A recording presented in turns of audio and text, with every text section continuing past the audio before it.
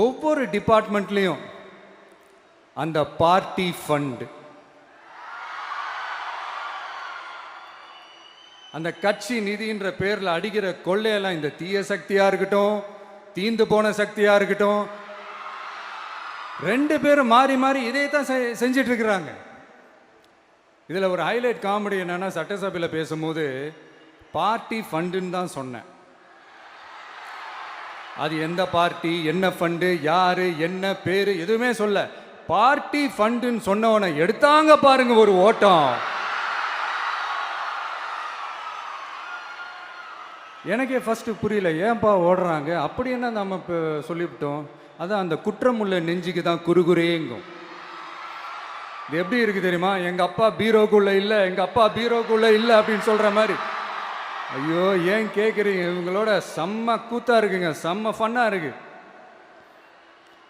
சென்னையில் ஒரு பாலம் கட்டுறதுக்காக நார்மலாக ஆகிற செலவை விட அதிக செலவில், கிட்டத்தட்ட டபுள் மடங்கு செலவில் ஒரு டெண்டர் ஒன்று விட்டுருக்குறாங்க. அதையெல்லாம் தோண்டி எடுத்து அதெல்லாம் இப்போது கண்டுபிடிச்சி கேன்சல் பண்ணியிருக்கிறோம். இன்னும் எத்தனை கோடி ஊழல், எத்தனை லட்சம் கூடல் தோண்ட தோண்ட வருமோ எங்களுக்கே தெரில. ஒவ்வொரு முகமுடியாக கிழியுது. ஐயோ இந்த விஜய் ஒவ்வொரு கதையாக எடுத்து வெளியில் விட்டுருவான் போலேன்ட்டு திரும்புகிற பக்கம்லாம் கதறல் கதறல் கதறல், காதலேருந்து ரத்தம் வராத குறை. ஆமாம், இப்படி ஊழலே ஊறி போனவங்க இப்படி தான் இருப்பாங்க. இந்த 50-55 நாட்களில் அங்கே செஞ்ச சில விஷயங்கள்லாம் சட்டசபையிலே எடுத்து சொன்னேன். பட் இங்கே ஒரு சில விஷயங்கள் சொல்லணும்னு நினைக்கிறேன். இந்த மின்சாரத்துறையில் இதுக்கு முன்னாடி போட முடியாமல் இருந்த அந்த பதவி உயர்வை இப்போ தான் எங்களால் போட முடிஞ்சுது. அதுக்காக ஒரு அக்கா அழுதுகிட்டே ஒரு நன்றி சொன்னாங்களே, அதெல்லாம் அவங்க கண்ணில் படாது அந்த வீடியோலாம், குறை சொல்கிறவங்களுக்கு. அடுத்து லஞ்சம்லாம் ஒழிக்க முடியாது, ஊழல்லாம் ஒழிக்க முடியாது, அதெல்லாம் பிளட்டிலேயே ஊறி போய் இருக்கு அப்படின்னு சொன்னவங்க போய் ஒவ்வொரு கவர்மெண்ட் ஆஃபீஸாக பாருங்க, ஒரு பைசா லஞ்சம் இல்லை, ஒரு பைசா ஊழல் இல்லை, வேலையெல்லாம் சும்மா டக்கு டக்கு டக்குன்னு நடக்குது. ஒரு பெரியவர் ஒருத்தர் சொல்றாரு, தம்பி வேலையெல்லாம் நடக்குது, ஆனால் அதையும் தாண்டி எங்களுக்கு மரியாதை கொடுக்குறாங்க தம்பி, உட்கார வச்சுலாம் பேசுறாங்க. இதெல்லாம் இதுக்கு முன்னாடி நடந்ததே இல்லை. அவனை போய் பாரு, இவனை போய் பாரு, இந்த ஆஃபீஸரை போய் பாருன்னு சொல்லி அலைய விடுவாங்க. இப்போ லஞ்சம் இல்லை, ஊழல் இல்லை, வேலையெல்லாம் உடனே நடக்குது. மக்கள் அப்படி ஒரு பெருமூச்சு ஒன்று விடுறாங்க. அதை பார்த்து நமக்கு அப்படி ஒரு ஹாப்பினஸ். இதுக்கு மேலே என்ன வேணும்? ஏன் இதெல்லாம் பண்ண முடியாது? மனசுன்னு ஒன்று இருந்தால் பண்ணலாம். இப்போ பண்ணலை. அதே மாதிரி இந்த எல்என்டி நிறுவனத்தோட 18,600 crore 3 திட்டங்கள் அந்த ஒப்பந்தம், அந்த கையெழுத்து போட்டிருக்கிறோம். கிட்டத்தட்ட 8,200 பேருக்கு வேலை வாய்ப்பு. நான் சொல்கிறது அந்த 3 மாவட்டத்தை சேர்ந்தவங்களுக்கே அவ்வளோ வேலை வாய்ப்பு. குறுவை சாகுபடிக்காக 134 கோடியில் அந்த சிறப்பு தொகுப்பு திட்டம் அறிவிச்சிருக்கிறோம் நம்ம விவசாயிகளுக்காக. இப்போவும் சொல்கிறேன், நம்ம விவசாய பெருமக்களே, உங்களோட இந்த அரசு கூடவே நிற்கும். பெண்கள் பாதுகாப்புக்காக சிங்கப்பெண் அதிரடி படை, அது உங்களுக்கு நல்லா முன்னாடியே தெரியும். வரப்போகிற அறிஞர் அண்ணா அவர்களுடைய பிறந்த நாளில் உங்கள் அண்ணனுடைய அரசில் தாய் மாமன் தங்க மோதிர திட்டம் அறிவிக்கப்படும். இதெல்லாம் கேட்டாங்களே, வாக்குறுதி கொடுத்தீங்களே, என்னாச்சு என்னாச்சுன்னு. இந்த தீய சக்தி மாதிரி ரீல் தாய் மாமன்லாம் கிடையாது, ரியல் தாய் மாமன். எப்படி ரியல் தாய் மாமன்.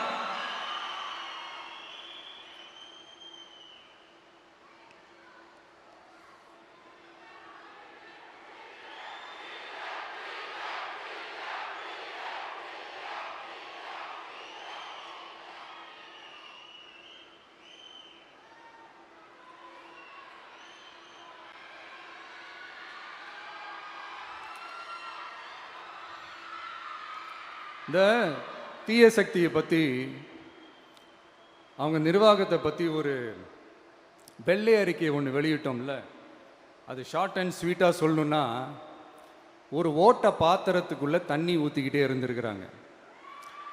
பாத்திரம் எம்டியாகவே இருந்திருக்கு, ஆனால் ஊற்றின தண்ணி தான் எங்கே போச்சுன்னு தெரில. கடவுளுக்கு தான் வெளிச்சம். அது மாதிரி இப்போ நம்ம சொன்னதெல்லாம் வந்து சும்மா ஒரு சாம்பிள் தான்.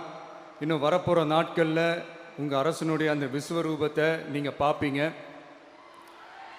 அடுத்து வாயத் தொடங்க சிஎம்.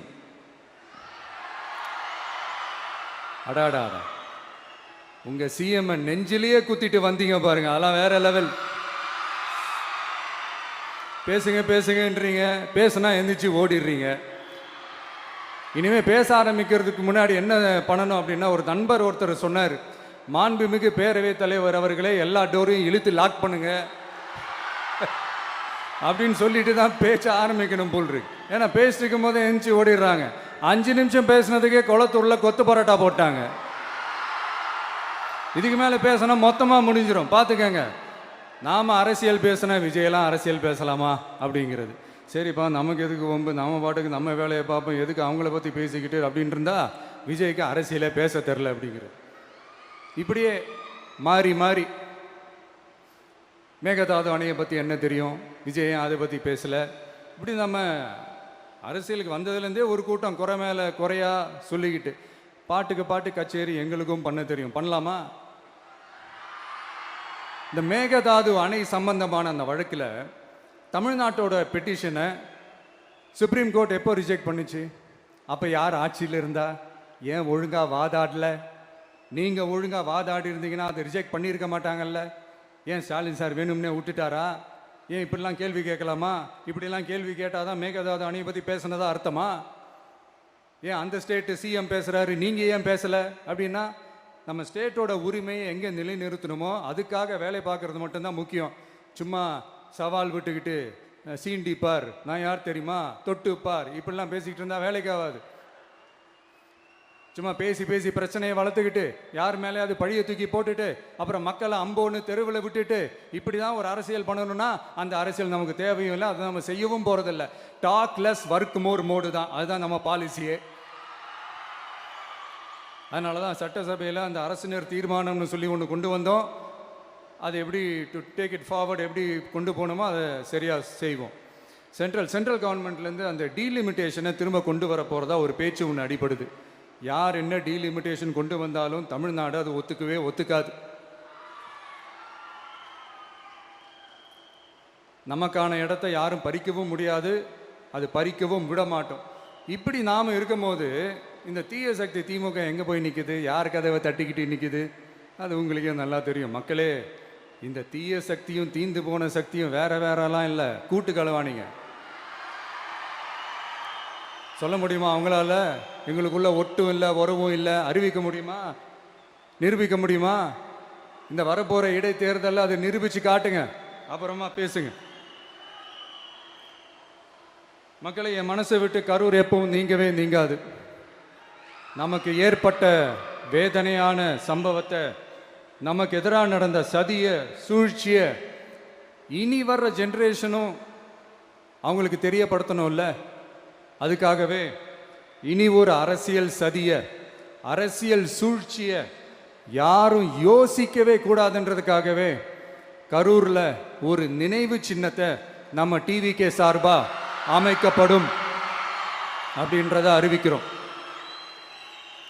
அப்புறம் கரூர்லேருந்து ஒட்டுமொத்த தமிழ்நாட்டு மக்களுக்கும் சொல்கிறேன், உங்கள் டிவிக்கு அரசு உங்களுக்காகத்தான் உழைக்கும். அடிப்படை வசதிகளை முதல்ல நிறைவேற்றணும்.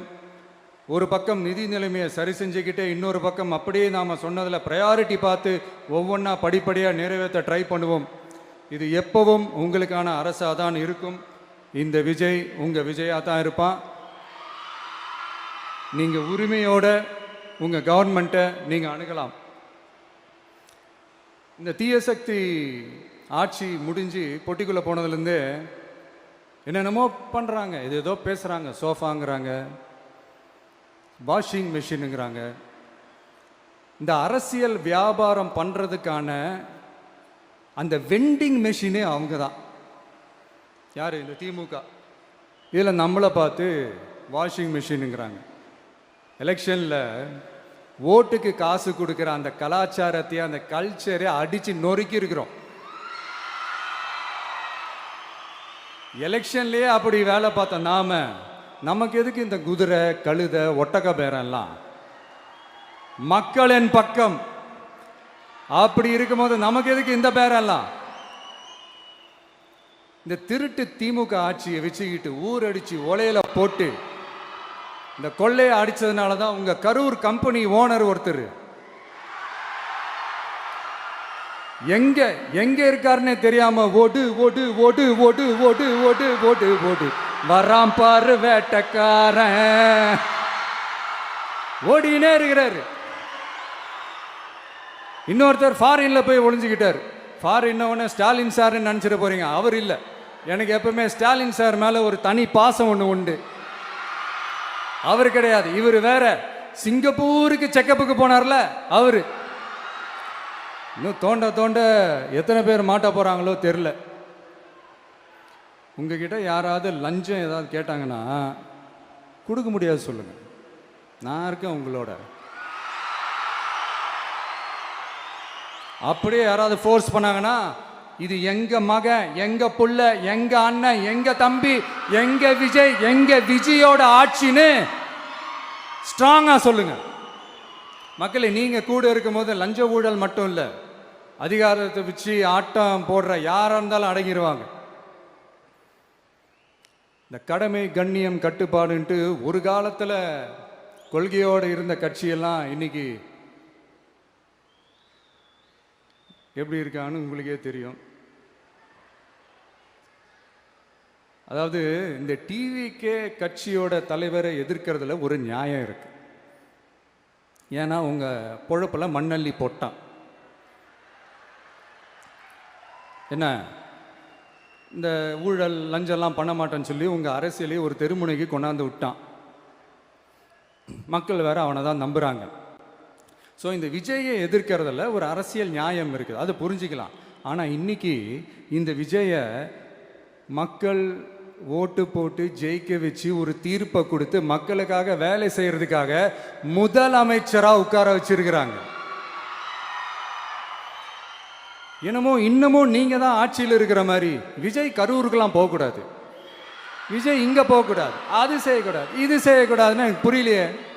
ஆட்சியில் இருக்கும் போது தான் இவ்வளோ கட்டுப்பாடெல்லாம் போட்டீங்க, எஸ்ஓபிஸ்லாம் போட்டீங்க, ஸ்டாலின் சார் ஆப்ரேட்டிங் ப்ரொசீஜர்லாம் போட்டீங்க. இப்போவும் அதே பண்ணிட்டு இருந்தீங்கன்னா என்ன சார் நியாயம்? இல்லை நான் தெரியாமல் தான் கேட்குறேன். இன்னும் கனவுலையே இருக்கிறீங்களா? முதல்ல முழிச்சு வாங்க, ரியாலிட்டிக்கு வாங்க. உங்கள் ஆட்சியெல்லாம் வீட்டுக்கு போய் டிவிக்கேன்னு ஒரு ஆட்சி வந்து ரொம்ப நாள் ஆச்சு. ஒழுங்கா படி என்று சுப்ரீம் கோர்ட் ஓங்கி மண்டேலியே நறுக்கு நறுக்கு நறுக்கு என்று செம்மட்டியாலே அடிச்சும் இந்த திமுக முழிச்சிக்கல அப்படின்னா அப்போ கொஞ்சம் கஷ்டம்தான். வெற்றி தோல்வியெல்லாம் அரசியல் சகஜம் சார். அதுக்காகலாம் வெறி பிடிச்சி இந்த பதவி வெறி பிடிச்செல்லாம் அலைய தேவையில்லை. நல்ல விதமாகவே சொல்கிறேன், நியாயமான அரசியல் பண்ணுங்க. ஓ அதுதான் உங்களுக்கு தெரியாதுல்ல? இந்த தீய சக்தி திருத்தவும் முடியாது, அவங்களா திருந்துவாங்கன்னு பார்த்தா அதுவும் நடக்க போறதில்ல. அதனால வரப்போற இடைத்தேர்தலில் மக்களே இந்த தீய சக்தி திமுகவை நல்லா வெச்சு வெளுத்து விடுங்க. கான்பிடண்டா இருங்க மக்களே, நல்லதே நடக்கும், வெற்றி நிச்சயம். மீண்டும் சந்திக்கும் வரை நன்றி, வணக்கம்.